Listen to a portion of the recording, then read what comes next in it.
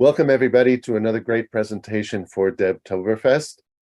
My name's Dan Robleski, your developer advocate for low code and no code. And I'm joined by a very special guest who's built many apps with AppGyver and has created a lot of great learning content and is one of our most well-known members of the AppGyver community. So welcome, Onno Bos. Thank you. Thank you for the introduction. Really nice. Sure, I'm really glad you could make it and give us this presentation. What are you going to be talking about today? I'm going to give you 7 tips about what I've learned from I think it's almost a year now doing AppGyver. So, and hopefully the do's and the don'ts, and hopefully you learn something from that. That's really great. I'm looking forward to it. So take it away. Thank you very much. Let me start sharing my screen so you can. Okay, so let me introduce quickly myself. So for people who don't know me, my name is Onno Bos. I have been working in IT for the last 20 years. I actually started as an SAP developer, ABAP, good old ABAP. But early in my career, I focused on web technologies. I worked in an early startup as a lead developer. Currently, what I'm doing, most of them, is I do solution architect, and as part-time, I have a part-time YouTube channel where I do lots of tutorials about AppGyver, and it's called Curiosity Lab. And in today's session, as I said, we're going to look a bit more about what I've learned from all the apps I've built, and I will do it using a example. And it's one of the apps I've built, which I have a tutorial of that also on my YouTube channel. It's an hour-long tutorial how to build. So it's not going to be really an hour-long detailed tutorial. It's more about the tips and tricks I've learned along the way. And this is a good example of what you can do, what you can do and can't do with AppGyver. So this is going to be, the premise is really simple. I have this little app where I point it on something out in the outside world, my phone. I then capture a picture, and then within less than a second I get an answer back saying what is actually in the picture. So in this case, a building, skyscraper, whatever. And that I'm going to use a couple of technologies, and I'll go through the whole planning phase I go to. So from where I start, where I plan out the app, all the way until I actually show the demo exactly how it works. So, and also the difficulties in phase and how this doesn't work and works. So let me go and now show you a bit my first tip. And my first tip is understand the product. There's something I've spent a lot of time on, and what I do more and more is AppGyver is such a great product. There's so much great built-in things you can drag and drop onto your you can use directly. Like you can build in your camera, you can have a QR scanner, GPS location, there's standard toast messages. There's so many things you can do with AppGyver, but on the other hand, there's also things which are your limitations. So it's, for me, really important. This is my first tip. Try to understand the product as good as you can, and by meaning that, just try to build an app quickly. Try things out. So small little, that's what I've learned also. Like I'll try to build a little camera app. I try to build a little app with GPS location. Try to understand how it works, so you understand the feature, what you can then build into your bigger idea. Because there's stuff which are not there yet, or hopefully come soon, like extension libraries. So if you want to have your own additional functionality added to it, that's something which is still difficult. Swiping left and right, those kind of things. Version management, dark mode navigation. There's a couple of things what the tool doesn't do, and I'm sure that AppGyver in the future will start using this, but the tool has limitation, and it's important that you understand those limitations before you start building your app. I've seen quite a problem. I had great ideas. I want to build the most exciting apps with animation, moving parts, changing. At the end, I came to the conclusion, oh, I can't do this because the application is not there yet, or it's still building, or it's still really difficult to do. So plan ahead, make sure you understand the product before you actually move on to the next one, move on to start building your product in real. And at the time, deploy a lot. And by deploying a lot, I mean, make your first app version, then try to generate it, and then send it to friends, let them test it, let them see how it is. So that whole kind of early on sharing with people, that's the great thing about no code. You can create really quickly a really nice screen where you can share it with somebody, can click on it, really the feeling about how an app could work and actually is an app at the end. So that's great stuff. So tip number 2, visualize how you're going to build it. So in my case, in the app, I'm going to show what I've done. I created a little process flow. Take your picture, step 1, store the picture on the phone. That's the next step. Reduce the size, send it away, and then show the image classification. So I then understand the steps, what I want to do. Is for me much easier than to implement that. I also can understand, okay, is this functionality actually available? Yes or no. So again, do I understand, can I take a picture easily? Can I store some information on the phone? Can I reduce the size? Is that standard available? Yes or no. So, and again, with this, you can show to your friends and colleagues, see if they understand what you want to do. So the good thing about this, you don't have to program it completely step by step. You can just show it quickly about how you want it. So visualize your product before. It really, really helps. And also understand what's out there from a tools perspective, what's great. So this case, we use a Hugging Face CO, which is it's a community data science platform, which has a lot of different machine learning models, what you can use freely, and you can access them to a standard API. That's what I use. So there's lots of kind of little things important to understand. Also, how can I integrate with other things? Because integration is one of the really hard parts of it also. And I'll explain a bit more about why I think it's hard part. So continue on the theme of visualization. My next step is then, okay, so how it's going to look on the screen?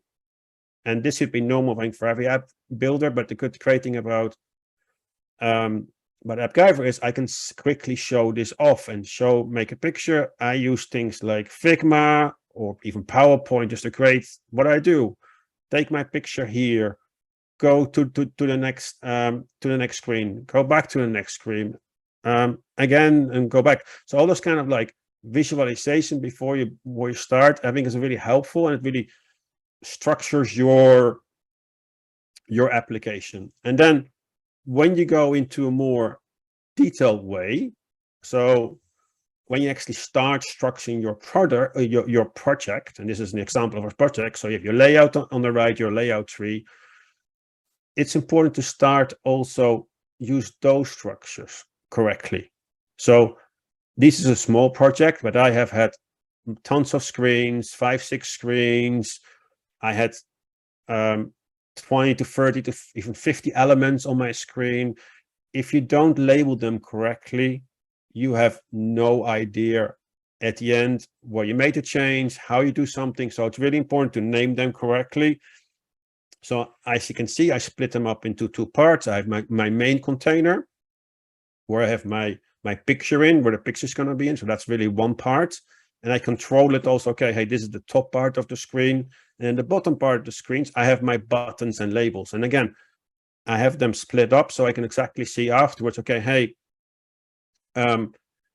this one we have to put my image on. If I ever have to change the image, I know which the image is. I can also see when my buttons, so I have actually named my buttons also not correctly. So this is step 1, step 2, step 3. Step 1 has then a button, take picture, continue. So that's how I schedule this. That's a nice thing about a visual composer like AppGyver, that you're able to visually see how you actually build your screens. And the great thing about that one also is that I use a thing what I quite nicely often use also is conditional rendering. It's one of those gems in AppGyver. I think lots of people do not know. Conditional rendering is really great if you want to build like tabs or maybe an image carousel where you want a part of the screen you want to change based on a variable or something you want to change with. In my case, I used it as a kind of like navigation element. So every time I go to this like 3-step process, you take your picture, step number 1, you can see, but take the picture. The next then is to continue. So I want to continue with the process. I like the picture's correct, or I can go back to again. So it's like a little how you call it, it's a little navigational area for me. And then the next step is then button again. So that's how I then structure again. So I can really quickly see, okay, the different buttons, what I need to press. And I think conditional rendering is a great tool for that, to understand that a bit more. Can I ask a question? Yes. So how does it compare if I have another bunch of components I want to view? When do I create another page, and when do I create a conditional renderer with a bunch of conditional? Yeah. So another page would, if you want to change only part of your screen, you would use a conditional rendering. Where if you want to change the whole screen, then you just go to do navigation and create a new screen, actually. So it's really, if you want to take part of the screens you want to change, you actually use conditional. Otherwise, you use a new screen.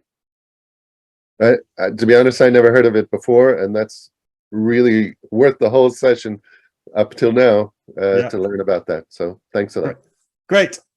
So let's go then to the next bit. We're going to talk about, I love full screen apps, and the great thing is that AppGyver actually can build them. I use full screen apps if I want to create my own navigation. I want maybe to do a app where I want to control the background of the whole screen. So instead of, because normally an app has what I called save areas. The save areas are the top and the bottom of an application, where normally is, for example, the top bit you can see on an iPhone. You can see the battery status.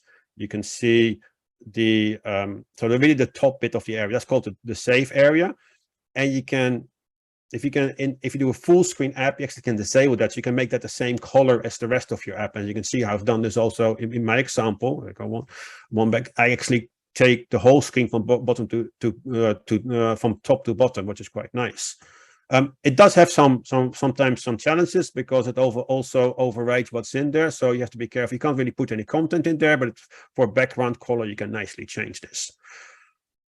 What you need to do if you want to have a full screen app, what I really like to do is you have to switch off your navigation. And you can do that in navigation, and then you can switch off the header navigation and the bottom navigation. In this case, I didn't use a navigation. I used my conditional rendering to navigate from A to Z. So that's why I use it for. At the same time, I can also stretch it. And so I stretch the complete app. So my whole app will then stretch the complete screen. So it's always full screen. And then it disables scrolling. And disables scrolling is great for if you want to have, for example, build your own custom menu. Then you can set the bottom screen, for example, as a menu that stays always the same. Or where I also use it quite a lot for is if you have a thing like a plus or a new item button, like you do on an Android phone. On the bottom right corner, you create like these little over menus in there, and that's where you can disable the scroll. So the whole thing will disabled, and you can create your own little scrolling area for that. Really nice to create your own personalized apps and navigation, which are not always standard. So really your custom navigation. If you do use this, you have to be careful with things like padding, that you make sure that your content is done correctly. You will lose some both ends. That's not really done automatically. You have to manually start to use that. So that's about a full screen app. So the next bit is that about, this is something that I've done a lot of, I've come from a programming background. I understand, I know the if-thens and the variables, but lots of questions I get for people who do no code are really related to programming skills. So those people who've done programming are definitely they're definitely a step ahead, I think. And I think it's also good if you do not have that experience, if you come from maybe from a business world and you do want to build this kind of codes, please learn the key principles of engineering, like if-then. I know you guys most of you are developers, but still, if you ever recommend to somebody, hey, I'd like to do AppGyver, I really recommend to understand these kind of principles of coding, like if-then, because you will still see them everywhere. Like in this case, there's functions, there is variables, all those kind of things, what in every programming language is still also here. It's much easier, it's much visualizing how it works. However, it's still good to understand how that works. So going back to my app, there's a couple of options how I could have called this particular website or this external service.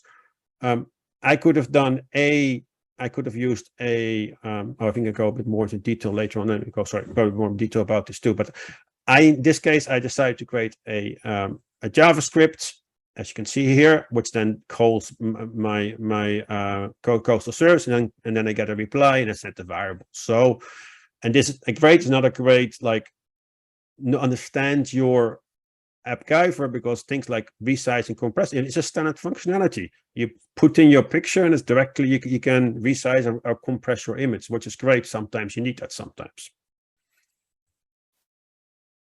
So going one more step. So this is where I am then going to talk about data resources. And one of the things I saw is, what I found really, really challenging is when you call external services, which you cannot control. So in this case, I have this example service, which is called request in. It's a test service what I use to simulate users, which is a great service for use. And it shows you a list of users, as you can see on the right here. However, the data itself is not the top layer in the JSON. There's other top entries like page, like there is per page, there's total, there's all those kind of things. What I would like to use for paging, for example, are on the highest level. However, in AppGyver, when I create a data resource, I can only enter in one level. So in this case, I can only set one of the top levels in my response key path. That means those two things about page, per page, which I also relevant, I actually cannot use. So in that case, I have multiple options. So again, we're talking here about limitation of the product. So what can I do then? So in my case, I have two options. I can recreate this thing using JavaScript, which I lose all the nice functionalities about having structures and all those kind of the standard things I get here directly out of the box, which I really appreciate to use, but it also has a limitation. That's one thing that I can do, option one. Or the second option, what I can do is to say, okay, I can, for example, build my own API. So I can use a backend service where I call this particular API and then reformat that. So I can move that, for example, to a higher level. That data I can, inside the data, I can create another one. So I can actually use all the data I have. So all the different elements I get from the API, I can also then use in my AppGyver. I recommend to do that anyway, to create your own data resource, because please do not store any of your API keys or tokens or anything you get when you sign up for a particular service. Like, for example, for this case, for this service, it actually has a code bearer. In this case, the good thing is, what you should do is to think about from a security perspective and say, okay, hey, everybody can read my code. It's really, really easy. That's what it is. You can really decouple the code, so you're not in control of the code. So it's better to have a machine what you completely control, and by a machine I mean a server or a backend service, where you can create your own server and keep your API codes and everything behind that service. So it's safe and secure.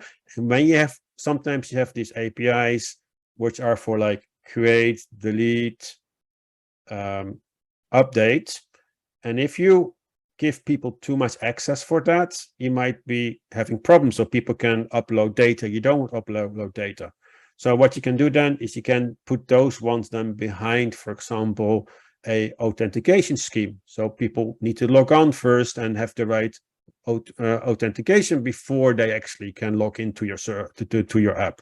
So all those kind of little things is important to think about when you design a app, and I think this is quite common. It's not only for AppGyver. This is common knowledge to be careful. Is that please do not store any of those kind of like credit card details, personal information. Store as the least amount of data on the device, and store anything else behind something you control completely. So it can be more difficult to compromise. Just a question of that. It sounds a little scary, perhaps, for people with less programming background. I have to go create my own services. I have to find even a place to do it. Yeah.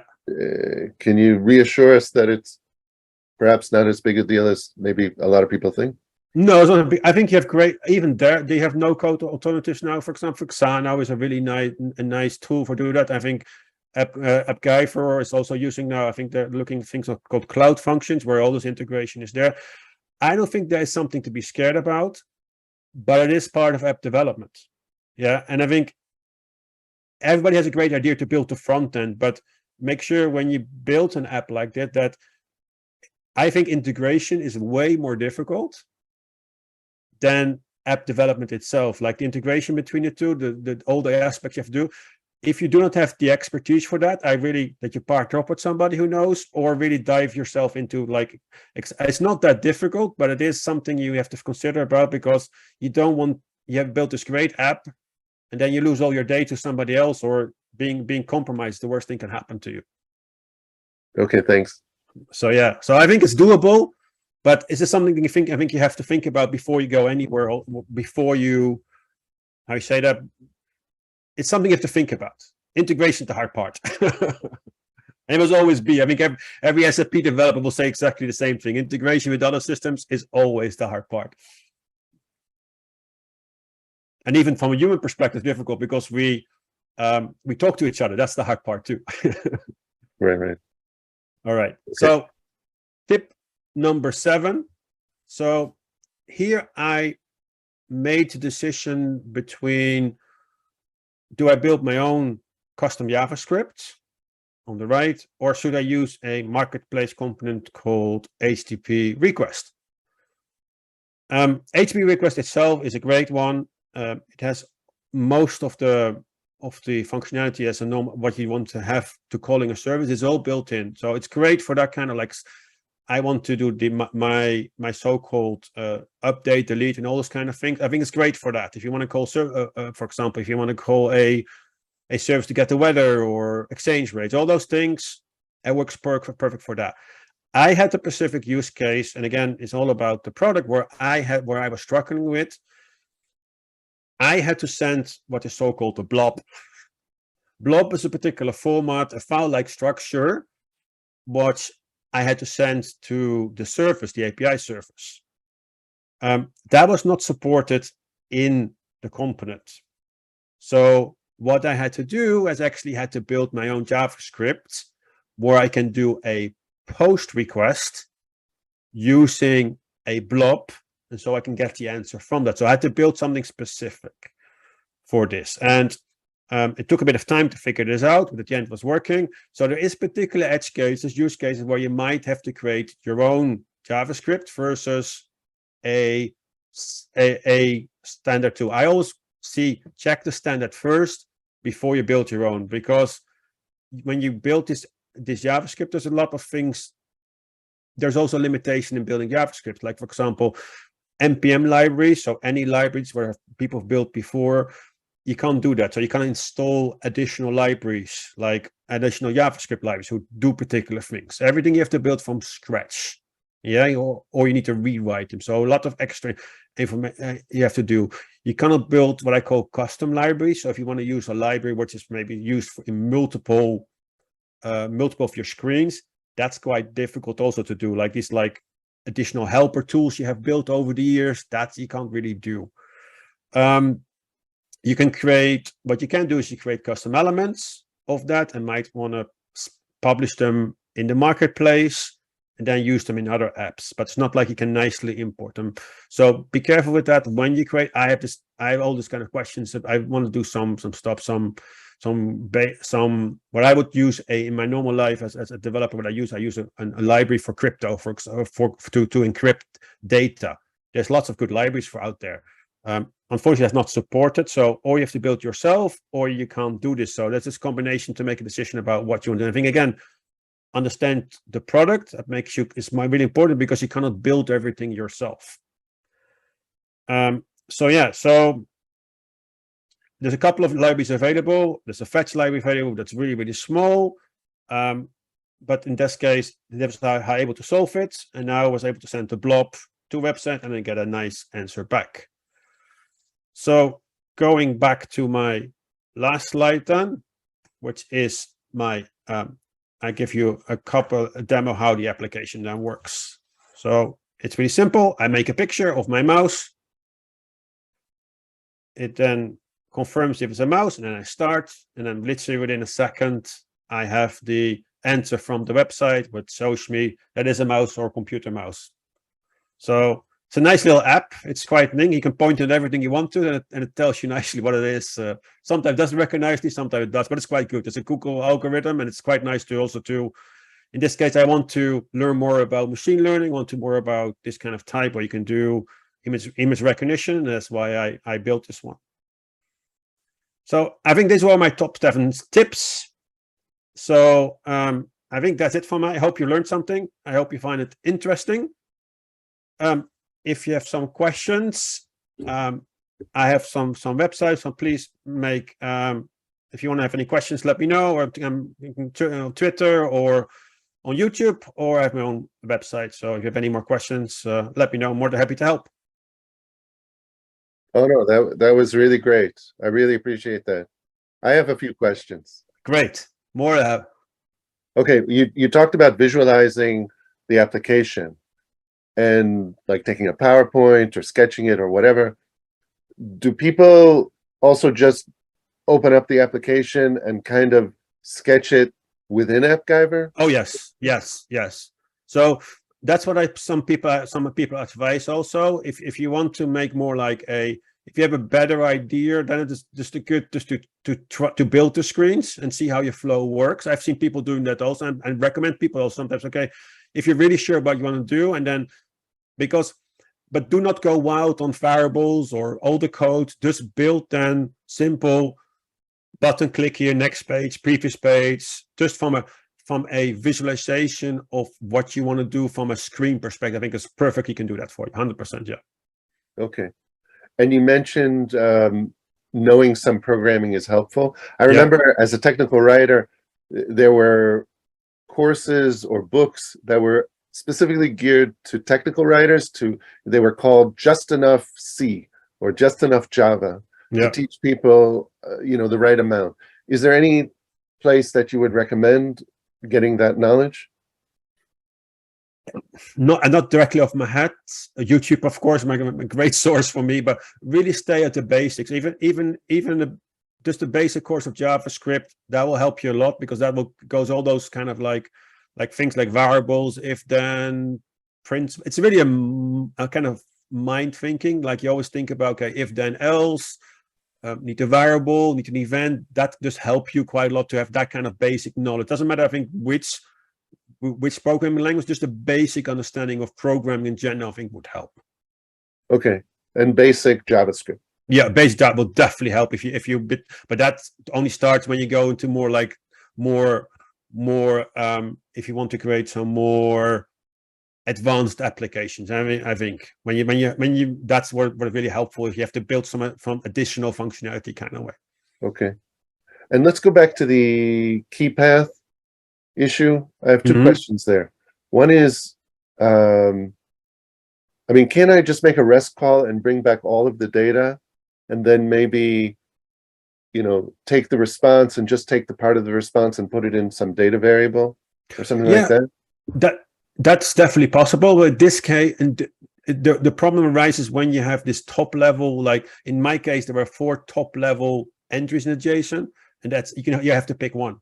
If you have one top level and then it's like a tree below kind of way, then you're fine. Then you can put it off into different variables and stuff like this. When you have that top level, which has 4 but I had like 4 different top levels. I have to choose one because I can only take one. Okay. I thought you could just do like a slash and get. No, unfortunately, it doesn't work like that.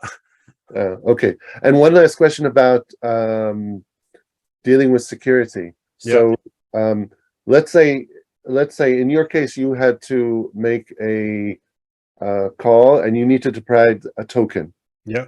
Okay. And it could be that obviously you don't want to put the token there. So you can call a different API to get the token. But in order to call that other API, you have to provide some information, client secret or something like that. So then I could put it into some backend service. Yeah. But that service itself is exposed. So somebody could say, oh, you're going to that service to get the token. I can also go to that service and get the token. Yeah. Right. So like, I feel like we're always pushing the security problem down the line. How do we really solve it? Maybe I think that's a good. I think it's a good question. What I meant with that is like some tokens, for example, for public APIs, where you just can log on to a particular website, create your token and get it back. That's probably okay. Yeah. If you go to the world where you can update, add, and delete based on particular roles, you want to think about where to put that. I think you should then at least put in a place what you control yourself, and then protect that place with some kind of security, username, password, which you do not store on your phone. So you want to keep as much less things on your phone and much things into a place what you control. And I can control a place what isn't backend server because I can put a username and password on it. And only when I enter the username and password, or when somebody signs up for my service with this person, he can then use that particular API. Okay. It would be really good. Maybe you have it, but it would be really good to have a video that. I do. I'm planning. This is all lots of plans, of course. There's a video. You have like things like authenticate, and there's some built-in services also from, especially AppGyver has like the nice integration with Firebase. That's a great integration because that's where you can do those kind of things. And I'm still planning. That's still on the list, but my list is quite long still. What I want to do. Okay. Well, anyway, I want to thank you for coming and sharing those 7 tips and showing us that app. That's really cool. And if you want to build this app, on my channel there is a video that exactly shows you in detail. I go in detailed step by step how to exactly build that app in detail. So if you're really interested in that, please go to my channel, find it. It's there. It's free. So have a look if you really want to see how it's built in detail. Great. Thanks so much, Onno. All right. Thank you. With a pleasure.